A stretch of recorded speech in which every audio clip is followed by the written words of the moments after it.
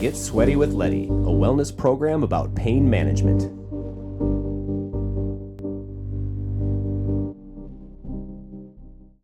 We carved out a wonderful spring day here, as you can see. All right, yep. Oh, shit. Shut up. Are you kidding me right now? This guy. Oh, that's pretty good though. We carved out a fantastic spring day for today's episode. As you can see behind me, we've got ice out. It's not official on Lake Minnetonka, but Seton Lake behind me here is wide open, so we're no longer maintaining a hole, but we still have cold water. Today's guest is someone that I met while hosting a sauna and sobriety event earlier this spring with our first guest, Jen Veralle. Today we have Vince LaPelusa, who is a tea enthusiast with a background in chemical engineering with a passion for creating functional and flavorful beverages. Between earning his brown belt in Jiu-Jitsu and launching Fresh STEEPS, Vince understands the importance of fueling ourselves with high quality food to keep our body moving properly. His mission is to help us opTEAmize our minds, bodies, and spirits. So let's hop in the sauna and see what Vince is all about.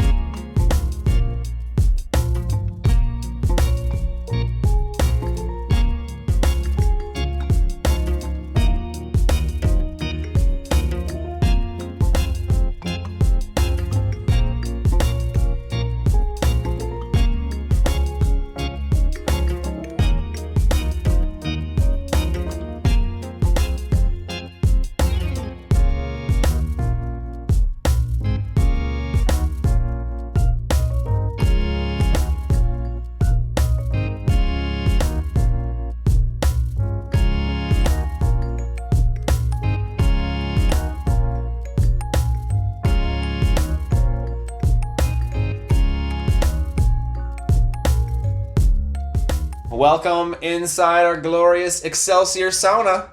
I'm sitting here with Vince LaPelusa. Nailed it. Nice. Nailed it. That sounds good. I take a chance. Usually I don't ask, and I like to take a stab at it. And if it works out, it works out. If it doesn't, nailed it. Take two, right? Yeah, and you got to go confidently into it. I get a lot of the Vince LaPelusa. You're like, the trail off. Be confident. Nice. Be bold. Nice. Vince, we met, about earlier in the springtime. I'm excited to get you out here because you got a fantastic story. Vince is, basically in his prime, training in jiu-jitsu, currently a brown belt, and I'm sure you'll be climbing the ranks soon enough. Hopefully. But that's the goal. And he's got a great product that we're going to try later on in this episode, Fresh STEEPS. But in the meantime, Vince, tell us, what brings you into pain? What brings me into pain? Pain is life. Pain is life. Pain is just a part of life. So we're all experiencing it. It's actually a beautiful teacher in this life that we have. So yeah, it's been a beautiful teacher for me, whether it be mental, physical, spiritual pain, growing a business, training jiu-jitsu, just literally living life, being stagnant. I mean, it's all different forms of pain, but at the end of the day, it's all pain. So it's a common thread that we as humans, unfortunately, get to experience. No doubt, absolutely. Yeah. And I'm happy that you're here, given your perspective, because yes, pain is so broad, and I'm so grateful to be able to use this hot space to talk about it, right? Yeah. And to just open the conversations up about what pain means to me, what it means to you, and how our guests are deciphering it on their own, right? Right. So, you said how long have you been training in jiu-jitsu? I've been training jiu-jitsu for 8.5 years now. I would say of those 8.5 years, actually 6.5 of them have been like actual mat time. But 8.5 years ago is when I started, and the reason I give those two dates is actually because of injuries and because of some physical pain that I've been through. So your pain journey essentially started with physical pain induced from competing in something that you're very passionate about. Would you say that's correct? Yes, I would say at least for the jiu-jitsu side of things, 100%. And shockingly, so my first major injury, I've been playing sports my whole life. Lay it on us. Tell us the injuries. Tell us so the timeline. The cool thing is, or the beautiful thing I should say, is that I, having played sports my whole life, never had any serious injuries. I mean, you play sports, you're going to get bumps, bruises. Of course, you're going to get hurt in doing everything, and playing football, wrestling, lacrosse, baseball, basketball. I mean, yeah, you're just constantly getting hit. But then my first major injury was actually right after I got my purple belt in jiu-jitsu, which is like that midway point of the belt rankings. And a month later, I blew out my LCL for the first time. And it was like a firework went off. Like I felt it, just like snap, crackle, pop. And just the noise was kind of crazy. Shockingly, in the moment, didn't hurt. I was just like, something happened. And my partner was like, yeah, something happened. He's like, are you good? I'm like, I think I'm good. I'm not going to walk off the mat though. Next day, I had like a basketball for a knee. Right. And I was like, oh, this sucks. Talk about like physical pain. The surprising thing was though, what I learned is how connected I was, or how much I identified with being an athlete and with being able to move and move in such a healthy way. And when you strip yourself of being able to walk, and like you go down to a basic, I mean, literally I couldn't walk. Not only the physical pain of it, but like arguably the mental strife that came with it was 1,000 times worse. Like that was one of, not the lowest, but one of the lower points in my life was when I was like, I cannot move right now, and this sucks. I know exactly what you're feeling. I cherish the moments, the days when I can wake up and get a full, full calf stretch, I'll do that the too toes, right now. Yeah. all of that.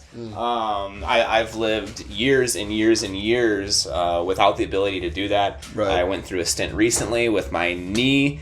That's for the past couple months where I wasn't able to get full extension, and to not get that release doesn't allow you to function physically properly. But then it instills that mental just bruise, right? You're not well. You're thinking about it. You can't focus on what you need to focus on because there's an impediment in your natural process of how you go about your day. Yeah, and it is agonizing. Yeah, no, literally, it's and that's like the special hell that physical pain is that it consumes all of your focus and all of your attention. And if you're constantly in physical pain or physical strife, you can't allow your mind to expand, to think greater, and to think on these bigger projects, these bigger ideas, which is why it's so important to go back into the body and nip that in the bud as soon as possible, whatever it is. And the beautiful thing is, and I learned this, I don't know when I learned this, but I learned it from, this is not my original idea, is that pain is a teacher. It's strictly is like when you have this actual like relationship with pain and you see it more as it's just an alarm bell that's going off, like, hey, something's going on. You touch your hand to a flame. The pain is because it's saying, hey, get your hand out of the flame, and we all just instinctively pull back like when that happens. So it's like the pain in my knee, same thing was happening. It's like, hey, pull back, whatever that means for that exact moment, which meant like rehabilitation, like rest, get all like get surgery, unfortunately, for that. It meant like figure it out, because now, and luckily now it's like we're good. Right. But yeah, understanding that and going back into the body and figuring out that like it's this beautiful teacher. I mean, that's one, just having that mindset, and like again, it's a relationship with pain instead of pain's bad. Right. Yeah, and it's so important to, understand that relationship, develop that relationship, and not mask that relationship with, prescription pills or substances that aren't going to do your body any healing favors.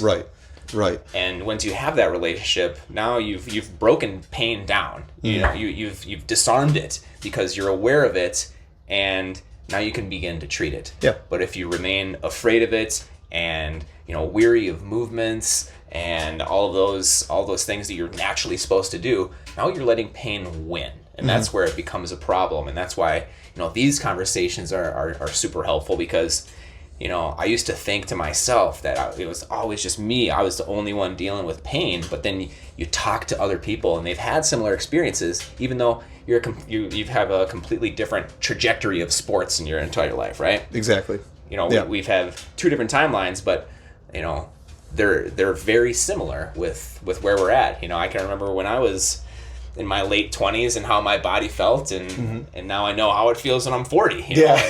Hopefully my experiences and this conversation can help guide you as you pursue a black belt in jiu-jitsu. Right.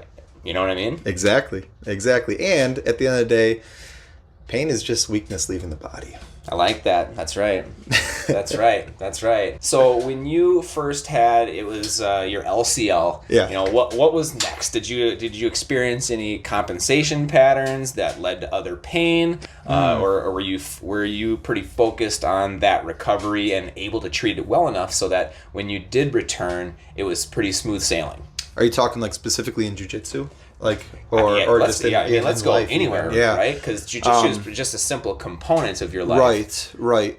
No, 100%. I would say that I, even just generally speaking, I noticed that, other areas of my body started to develop like little tiny things just because of, now all of a sudden I feel weak, or I literally was physically weak in my right leg. So now all of a sudden I'm compensating on my left side. So now my left hip started to experience like just a little bit of discomfort. And I'm like, okay, like what's going on here? So I've had to work through like those things. But again, even going back to like the mental, like I would say physically, I was back to it probably 7-8 months after the surgery. I was back physically, technically speaking. I was good to go. Cool. Like when it came to jiu-jitsu. But my game was completely different.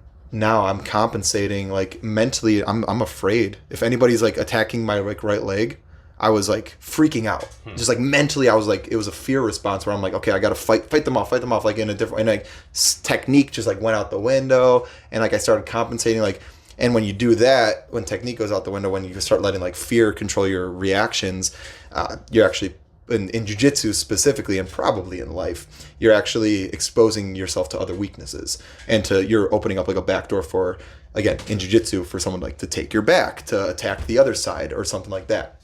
So there's probably a metaphor there in life of like when you're compensating and you're letting fear guide you, you're actually opening yourself up to other weaknesses and other reactions. I'll let the viewer decide what that metaphor is for them.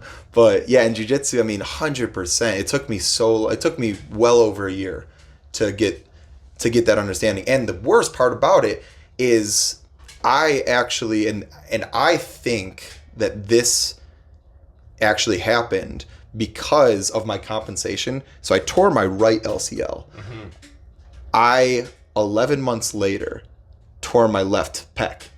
And I think it was because I was compensating so much on my left side to keep like my right side safe. I was like relying on my left side so much that now I exposed literally weaknesses in my left side and popped my pec. I think that's absolutely the case, Yeah. because you're protecting your body, but your brain isn't able to be fully focused on the task at hand. So it is creating bad habits in a sense. When you're compensating for long enough, now you've created a pattern that is going to break you down in one way or another.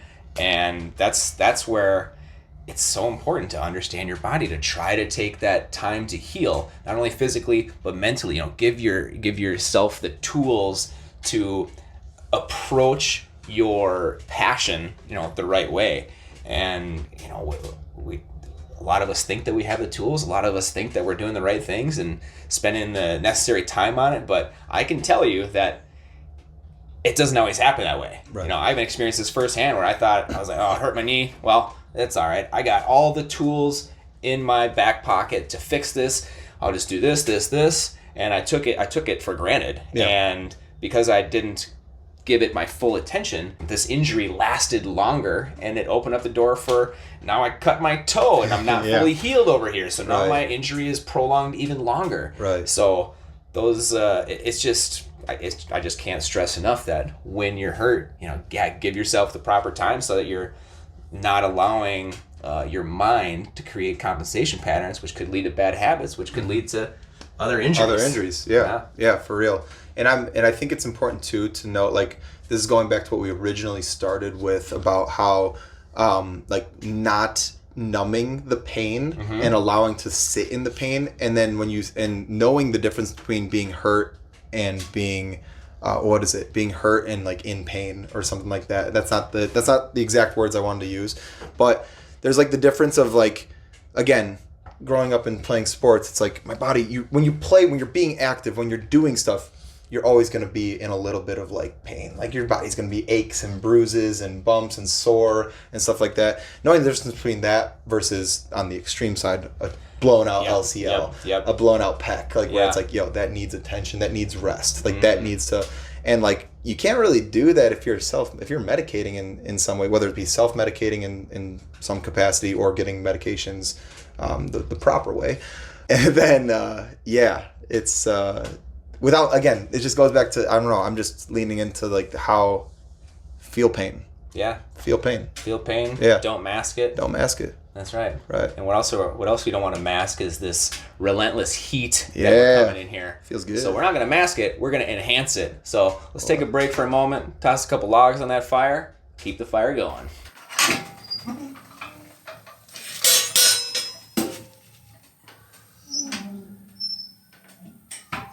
Well, we are properly heating up in here. I can feel it in my bones. Absolutely. It feels fantastic. Let's resume to where we kind of left off, where we were talking about how your shoulder injury was likely a byproduct of your knee injury. So, like, tell us a little bit about that. It wasn't a Japanese twister that that got that arm there, was it? No, I only roll with sane people, not absolute maniacs. So no. But actually, that being said, it's that one sucked. So I mentioned with the LCL tear of my right knee, in the moment, kind of just like happened, and I was like, okay, sounded bad. Felt weird, but like didn't really hurt, and I was able to walk off the mat next day is when the pain kind of came. In the moment when I tore my pec, oh my gosh, that was hands down the most painful experience I've experienced, like acutely in the moment. Dang. I've never let out a more guttural scream in my life. And then I knew almost like immediately that I'm like, my mind, it was weird. My mind immediately went to, you need surgery. And I was like, and that pissed me off. And that it was like, okay, yes, I'm in excruciating pain. I can't feel my arm right now, or like this whole side of my body. But like, it pissed me off that I'm like, I know I need to go get surgery again. Like, what the hell? It's just that type of pain that you're just like, oh, not coming back from this one. Yeah, you're not coming back from this one. So yeah, it was crazy. Like again, and like just mentally, again, it was 11 months after this. So I'm still very fresh off of this surgery, physically and mentally. Yes, exactly. So that was one of the most devastating parts about it. Not only just the fact that it was super physically painful, but like, and like that again, that's why my mind like went to, you need surgery for this. That sucks. Like, this is another, and like talk about like wanting to quit jiu-jitsu. I mean, every time, and people in my life were joking, ? They're like, every time I'd get hurt, they're like, so you're done with jiu-jitsu now? And I'm kind of glad that people said that, because I was like, it was fuel to my fire of like, no, I'm not done. Like, I'm not gonna let these little things like knock me out. Yes, they're gonna knock me down, but yeah, I mean, and don't get me wrong, did that little voice creep in every once in a while, like, bro, it's so much easier just to stop. Well, of course. And like, did I want to? Of course I did want to, but I'm always like, no, dude, I'm committed already at this point. At that point, it was like 6 years of my life to jiu-jitsu or whatever it was. No, even less. It was like 4 years, but like, it doesn't matter. I was a purple belt. I committed. I'm like, bro, you're getting that black belt. Like, you're getting that black belt no matter what. Like, also because it just sounds badass. Like, I remember as like a kid being like, I want to be a ninja when I grow up. Like, damn right. Yeah, exactly. So yeah, dude, it sucked. But the rehab for it was a lot easier, actually. A lot more manageable than the lower body stuff. Were you just seeing like easier progress? I mean, you're not, obviously like with your legs, you're walking, you're going back and forth, so it's a little easier to baby that upper body. And are you right-handed or left-handed? I'm right-handed. So that's a huge bonus. Yes, I know. And I think having just gone through again, I had like a mindset shift too after like really sitting with like my LCL tear. And like I remember distinctively there was one day, because the first couple weeks, literally your leg is straight. I was in like a straight leg type of cast, or not cast, but like a brace. I hate those immobilizers. Yep. And then the goal was literally the first like, I don't remember, like 4 weeks, let's say, was just to get from here to be able to bend your knee to just here, like a 90-degree bend. That was the goal. One of the most painful things and I remember like my girlfriend at the time, she was pressing, like she was forcing it, and I was just like screaming the whole time because it was so painful. Did you ever do the heel slides with? Yep. Like, Yeah. Awful, just terrible stuff. And I remember like sitting there feeling bad for myself, like one day, like on my chair that I would do like all my rehab, and then it just like clicked for me. I'm like, bro, are you just gonna be a bitch your whole life and just like not be able to walk, or are you just gonna like just do it, suffer through the pain, and just get back into walking, like stop it. Yeah. And so I was like, okay. And then like, yeah, you're just forcing it through, and like that I think carried over into like this. I'm like, okay, here we are again, but this time I'm like, just do the things you know you need to do. You need to move it, you need to work it out, you need to, like, movement is medicine. So just keep moving it, keep doing it. You know the difference between what's hurt and what's painful, and like what's too far and what's like a good amount of like hurt that's like that you're working it. So just lean into that, figure it out. I stopped going to PT because they had me on like the same plan, and this was starting to piss me off. They were treating me like they would treat anybody who tore their pec. Meaning me at the time, I was 26 years old or something like that. Athlete, healthy besides the fact that I just tore my pec. Yeah. Healthy all around. If there was a 60-year-old, 70-year-old, 80-year-old woman who just tore her pec for some reason, we were on the same program. And I'm like... Makes no sense. So I went to like 2 PT sessions. In my mind, I'm like, I could do, like, literally, it was like, all right, move your arm 3 inches. Okay, we're good today. And I'm like, I just paid for that. Fuck that. Like, no, I'm done. So you could have phoned that one to me. Exactly. I was like, literally. So I was like, I'm done with this. So I stopped going to PT, just started doing some of the things myself. And again, I just started, like, it forced me to, like, all right, it's your responsibility, Vince, to do these things take your health into your hands and just go. Like, you can do it. You know your body. You know your body better than anybody else will. So you're good. That's awesome. Yeah. Mindset. You know, that's a key component in being able to persevere through pain, through an injury. When you tell yourself you can do it, you have significantly increased the chances of you being able to do it. 100%. How's your range of motion now? It's a pretty big scar. Yeah, it's a fun one.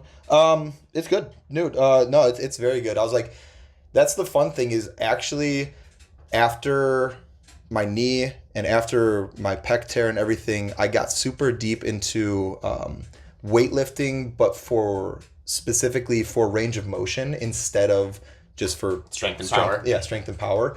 And my mobility is fantastic now. Nice. And like this pays dividends in jiu-jitsu specifically because they call it murder yoga. Jiu-jitsu, so like yoga, similar to Japanese twisters. exactly. And so the reason they say that is because you have this person who's stretching you out and putting you in these very compromising positions where you're elongated, but you also have to be like flexing and like pulling out of and like using muscles, but muscles like, again, like when you're fully extended, you're not used to like ripping like something like that. Yeah. Like your pec's not typically used to that. Yeah. So instead I was like, okay, well, let's put myself in the weight room in positions like that where I'm pulling maybe not like a full man's body like worth of weight, but like a little bit of weight and just doing reps of that. And I've noticed like now, I can't do the splits, but I can do like a lot. I feel very comfortable doing a lot of these positions. Amazing. Yeah, it kind of sounds like, resistance stretching in a bit. Yes. I'm a big fan of Bob Cooley, The Genius of Flexibility. You got to check this book out. For anybody that's been injured, I feel like it is like the Bible for managing yourself, maintaining flexibility and length with that, because whenever you're training and you're going for power, you're restricting your movement. Right. But so I really love the fact that you are working on that range of motion, because range of motion is huge. The older we get, the tighter we get. So it's important to keep our bodies loose and functioning properly. Exactly. Nailed it. Yeah. So you had to have the surgery on the knee, had to have the surgery on the shoulder, and those are things that you have to have surgery for. You know, the goal of this program is to give people the tools so you can hopefully avoid surgery. Right. But it's unfortunately inevitable. I mean, I've had 3 ACL surgeries, right? Yeah. But you were telling me about another knee injury you had where you were able to avoid surgery. Yeah. And I would like to hear about that. Yeah. So literally, LCL tear.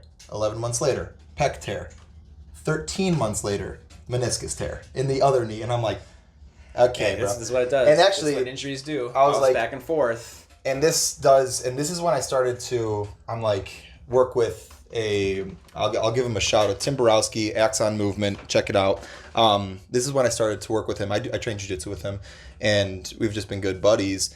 But he helps people overcome pain in a more holistic way and look at the body more so than okay, your knees hurt, let's look at the knee. No, it's okay, your knees hurt, let's look at what the body's doing. Yeah, where did that pain start? Where did that injury start? What's the origin of that injury, not the result? Exactly. So he's like, bro, you're 26, 27 years old, however old I was, 24 to 27, I'm experiencing these crazy injuries. And to be honest, some of them happening in very non-compromising positions. When I tore my meniscus, I was actually in a dominant position in jiu-jitsu, and the guy just tweaked my knee in such a quick, fast way that it just all of a sudden it popped. And I'm like, what the hell? And so again, when it happened, I knew immediately, because again, this was so soon after. I'm I got really good at knowing what it feels like to tear a ligament, to tear a tendon. And so I went to him bro, something's going on. And he's like, you're too young and healthy for this to not be maybe something a little bit deeper. So this actually goes a little bit into the herbs and teas and stuff like this. So I actually started to, this was back in high school. I played football. You can see, it's going to be hard for them to see. I got this weird bump on my hand. Yeah. Did something to my hand. I was an offensive lineman. Got my hand caught between 2 face masks. It happens. Whatever. Hand stepped on. Yeah, exactly. Sign me up for that. Yeah, exactly. I was dude, your hands get mangled on the O line and D line. So yeah, and in high school, it's you don't sit out, because if you sit out, you lose your position. And so you just, suck it up. So I got used to taking Advil before every single football practice. Oh, man. Because I was you know what, I gotta go to practice. I'm in pain. Advil makes warming up easy. Great. Just move through it. Then I discovered turmeric. And I'm oh, turmeric acts as an NSAID, which is how Advil and ibuprofens work. Actually, not ibuprofen, sorry, but that's how Advil works. It's a specific kind called NSAIDs. And I was oh, sick, there's an herb out here that does the same thing that Advil did. Sign me up. I'm that's more natural, that's more holistic, I'm gonna do that. So that was kind of the start of me getting super into herbalism and super into the teas. Was I started, instead of doing Advil before football every day, I started taking turmeric every day. I love it. I mean, I love that you're going down that herb route. I went down the different herb route, the cannabis route. Right. And, plants can heal. They can heal. They also need to be treated cautiously, because, and going back to the knee, I learned through Tim that these herbs need to be treated with respect, because they act similarly to an Advil, a pharmaceutical. Mm-hmm. They can also have adverse effects. And now, so this is high school, let's say 15 years old, 16 years old, I start just pounding turmeric every single day. And there's no dosage, I'm just doing it. Right. So I'm just doing this. And that's every single day up until I'm, 25, 26 years old. So it's a decade of consuming turmeric practically every single day. What I learned from Tim, and something I never really looked into, was, yes, great anti-inflammatory turmeric is awesome. However, it's also super high in oxalates. When you start to understand how oxalates work, oxalates have this ability, very simply put, to potentially strip your blood of calcium and specifically your soft tissues of calcium. Wow. And make them brittle. Lo and behold, your soft tissues being your ligaments, your tendons, all of these things that are kind of failing on me right now. So he's hey bro, you're doing this every day. let's stop. Let's just stop for a little. Let's just get rid of that. And he's like, also, we're going to figure out how to manage this through just like PT that you're doing at home. And then I did some other processes, specifically PEMF, which we'll save that for another time for Another episode. Yeah, another episode. But through the physical therapy that I was just doing by myself and working with Tim and cutting out some things, I was back on the jiu-jitsu mats within a month and a half after tearing. Amazing. So absolutely incredible stuff. To this day, I don't consume turmeric daily. I treat it as I would an Advil. I get a headache, great, turn to turmeric. I got like just a little acute pain that I can't get over, great, turn to turmeric. But I'm not consuming it every single day. I have more respect for it now. I'm like, it's a medicine. Treat it as such. Yeah. No, I love that. I always say too much of anything is never a good thing, even if it's a good thing. Right? Sauna, it's a good thing. Can't sit in here for 6 hours. Yeah. Water, exactly. It's a good thing. You can't consume 200 ounces a day. There needs to be, a capacity to what you're consuming, a balance that you are implementing. So you are staying within range of what's acceptable to go in your body. Exactly. So, yeah, I mean, kind of just now like branching again, if you don't mind, talking about like the herbs and stuff like that. Yeah, and I will say I do like to, again, when it comes to teas and it comes to like this herbalism, these you can treat these like from a functionality standpoint, treat them as medicine as you would. Like they're not going to fix the base, the root cause. Right. That's going to come from all these other practices of movement, of mindset, of like even prayer and stuff like this. Like that'll get fixed actually first. What I like, the tagline for Fresh Steeps is that we're helping people optimize their minds, bodies, and spirits. Love it. And that's because like how I see these herbs and I see teas is that they're like the last like 10%. You can get to like 90% of just your like capabilities through movement, through healthy diets and exercise like routines and stuff like this. And that's going to be an amazing life. What's going to kind of take you to the next level is you start supplementing with some awesome herbs that God has given us to work with on this planet, whether that be hibiscus, whether that be turmeric, whether that be ashwagandha, dandelion root, yerba mate, all these things that have so much beauty and so much like power, like whether it be just even the nice calm caffeine type kicks that they give you, or no caffeine, but they help balance our cortisol like levels, and so we're able to actually be focused. I mean, there are some you can get crazy with, like there are some powerful herbs like that can even help literally like transcend spiritually, like in ways. But yeah, again, that's maybe a whole other conversation. That's episode 2. That's episode 2. Yeah, exactly. PEMF and spirituality. I'm all about that. And we'll get there because you know, plant medicine is something I'm very passionate about. And like hearing your story about herbs, I mean, that is such a great introductory to the power of plants. Yes.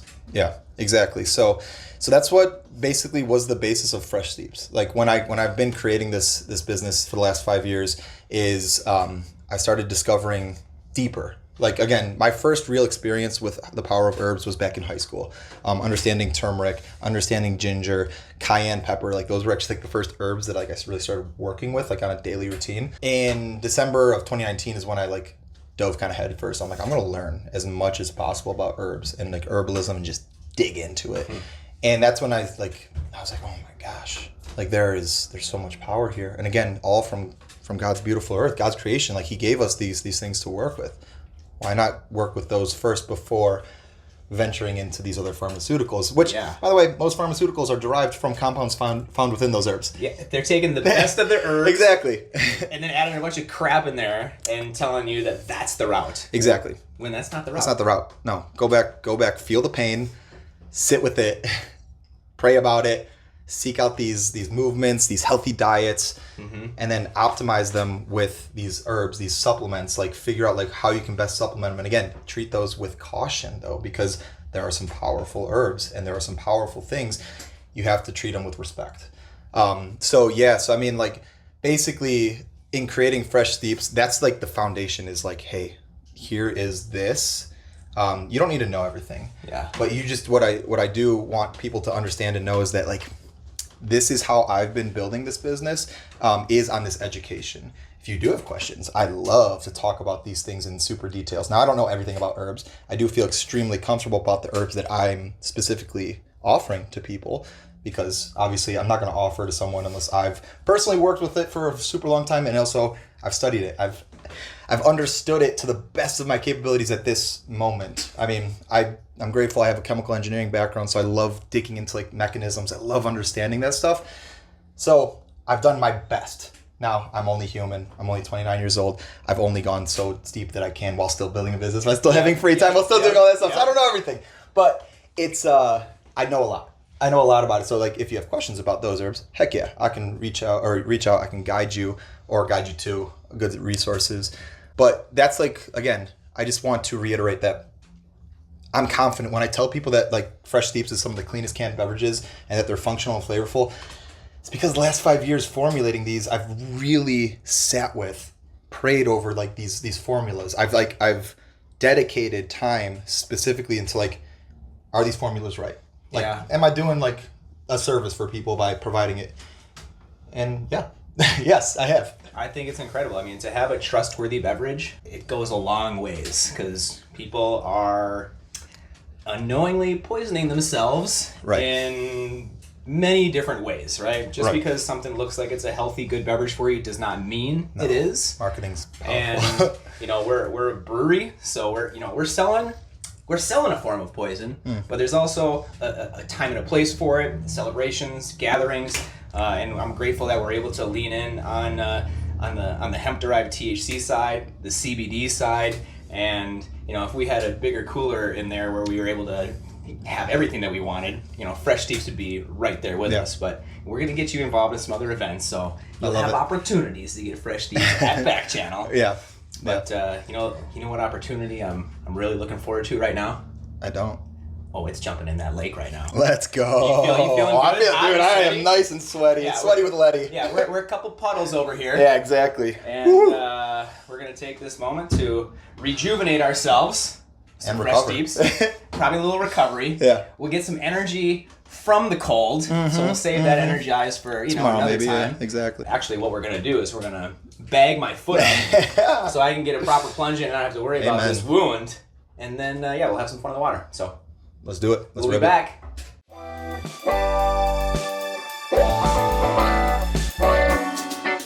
It's always nice when a sauna guest has a product that's absolutely delicious. We got some Fresh Steeps right here from Vince LaPelusa. Boom. Little rejuvenate, recover, energize. Want to give us a little quick rundown on these things here? Absolutely. So starting just with our rejuvenate, think of it as your perfect afternoon pick-me-up. It's got 90 milligrams of caffeine, so that perfect little dose, but also herbs that help with stress and digestion, like ashwagandha, dandelion root. Every single can here is filled with adaptogens, filled with natural sweeteners of either honey or maple syrup. Basically the cleanest canned beverages that you're going to find on the market.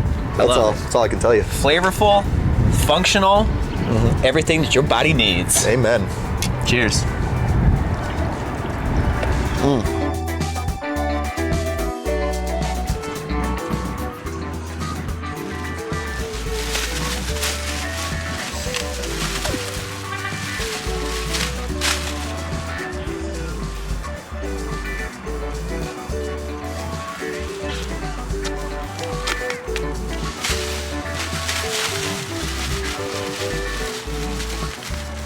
This is when we lose the foot fetish viewers. Yeah.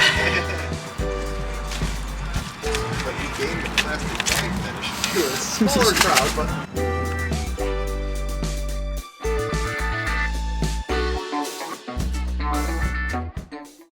You'd think that we'd be just basking in the sun over here, but this wind and these Fresh Steeps are giving me some hard neeps. I could go out and cut glass with these things.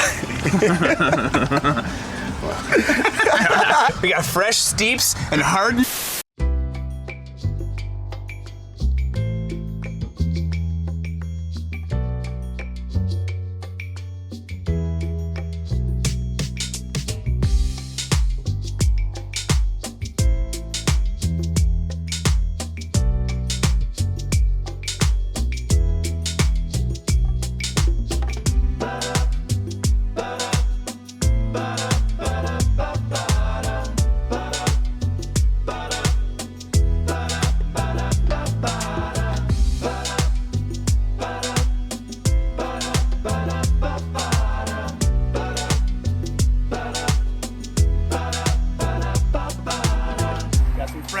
waiting right here. We got there it is. So we got Mr. Bag. Secure, about as secure as it gets. What are these bugs doing around here? All right, it's gonna be nice. It's about 50 degrees outside, but this water is gonna be about 34, Nice. give or take.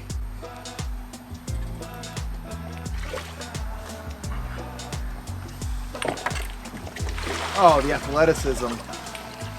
Yeah, Pure athlete. foot save. Foot save. Pure athlete. Oh, this is warm water. Is there a preference? Oh, this is nice. Yeah, it's oh, that feels good. Good job. Obviously, get the Neo neck, the Matrix, plug right in. Oh, yeah. Yeah. Just yoink. Yeah. Woo! Oh, this is good. This is good. I feel like I'm getting a suntan. I know, right? In the cold plunge right now. You just get it. It's the best of both worlds. It's the blast of vitamin D. This is Minnesota summer. Yeah, it You got is. your 30-degree water, your 50-degree outside temp, full sun blast. Bag. Foot bag. Or a bag, sorry. A little bag. Yeah. You got your bags.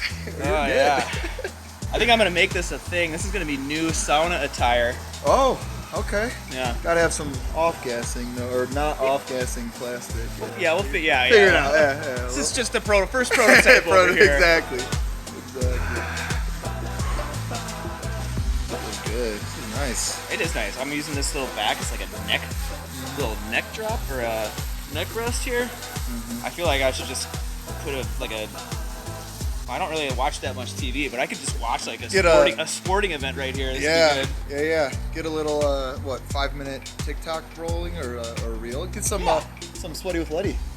right there. Some sweaty with Leddy plunge highlights. Exactly. Yeah.